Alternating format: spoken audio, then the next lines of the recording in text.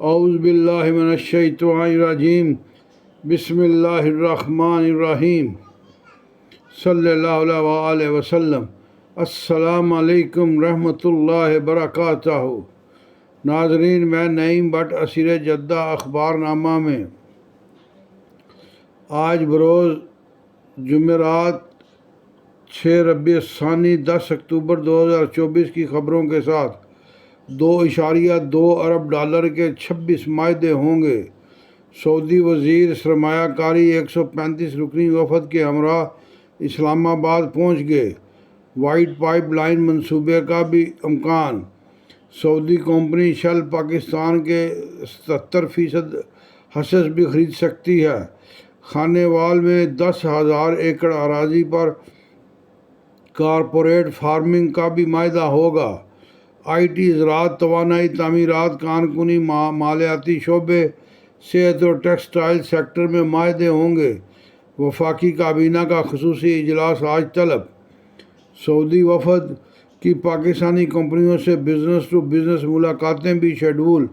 وزیر اعظم آج سعودی وفد کے اعزاز میں نجی ہوٹل پر عشائیہ دیں گے۔ وفاقی وزراء بھی شریک ہوں گے۔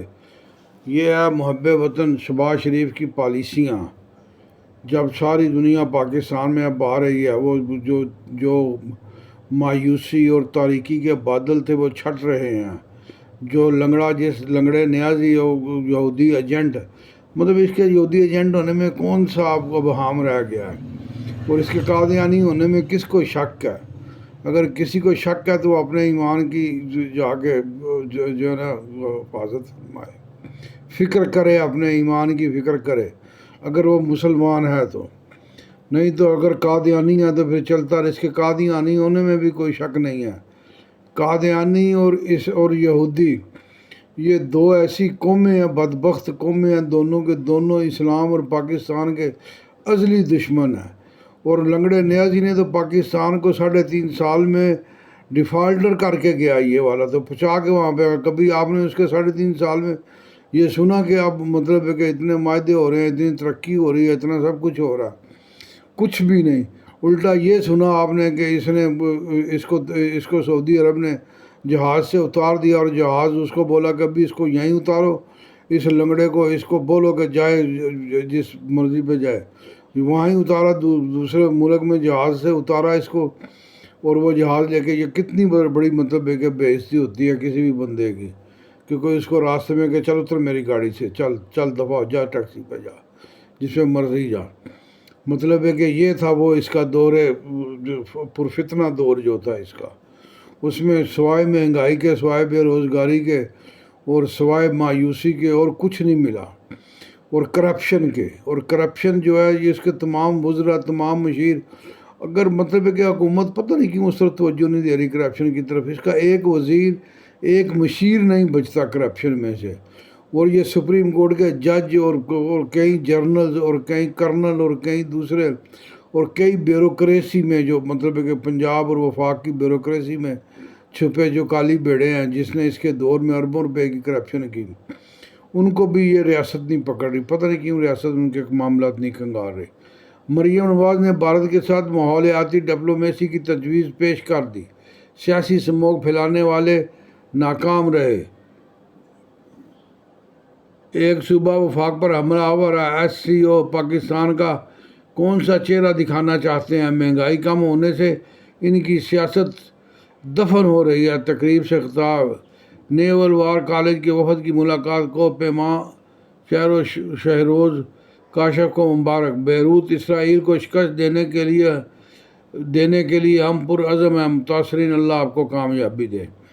پناہ کے لیے جگہ موجود نہیں، یہاں رہنا خطرے سے خالی نہیں، ہم نے اسی طرح جینا ہے۔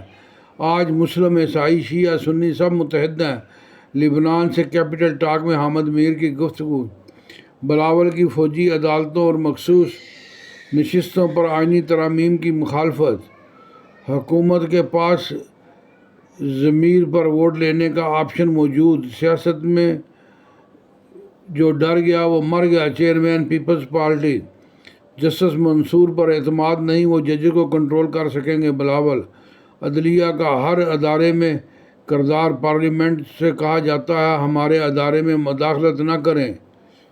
چیف الیکشن کمشنر اور وکیل میں تکرار، تلخ جملوں کا تبادلہ، انتخابی ٹریبونلز تبدیلی کیس۔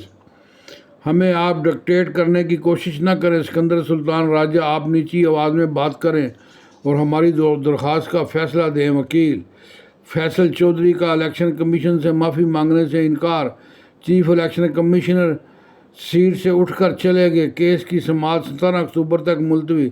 یوتھیا وکیل ہو، یوتھیا مولوی ہو، یوتھیا جج ہو، یوتھیا لنگڑا نیازی ہو، یوتھیا کوئی بھی ہو، اس نے اپنے پاؤں پہ کلہاڑی مارنی ہے، اس نے اپنا بیڑا غرق کرنا ہی کرنا ہے۔ اس نے یہ جو کل بڑا پاپولر بنا چاچا لنگڑا نیازی، آج اس کے کہے پہ، آج اس کو کرائے پہ 5,000 روپیہ دے کے 2,000 روپے کرائے پہ پشاور سے KPK سے افغانی لانے پڑتے ہیں احتجاج کے لیے۔ مطلب ہے کہ وہ احتجاج کی کال کرتا ہے تو لوگ تھوک دیتے ہیں، کہتے ہیں ہم نہیں احتجاج کرتے۔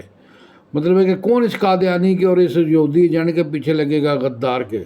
ساری دنیا جان گئی ہے اس کو، اس میں کوئی ابہام نہیں۔ اب لوگ جانتے ہیں، سارے لوگ جو ہیں وہ یوتھیے تھوڑا ہیں، بغیرت تھوڑا ہیں، وہ مسلمان بھی ہیں، پاکستانی بھی، انہیں غیرت ایمانی بھی ان کے اندر ہے، بغیرت نہیں ہیں وہ۔ بہت سے کام بغیر قانون کے ہی ہو جاتے ہیں۔ Chief justice dam fund case میں ریمارکس، سپریم کورٹ میں عجیب و غریب چیزیں ہو رہی ہوتی ہیں تب کوئی اعتراض نہیں کرتا۔ آئین و قانون کے بجائے عدالتی فیصلوں کو فوقیت نہیں دینی چاہیے۔ ڈیمز فنڈ کی تحقیقات کی ہیں، کوئی خرد برد نہیں ہوئی۔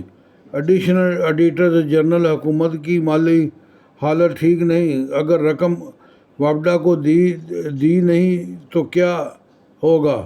جسٹس نعیم افغان۔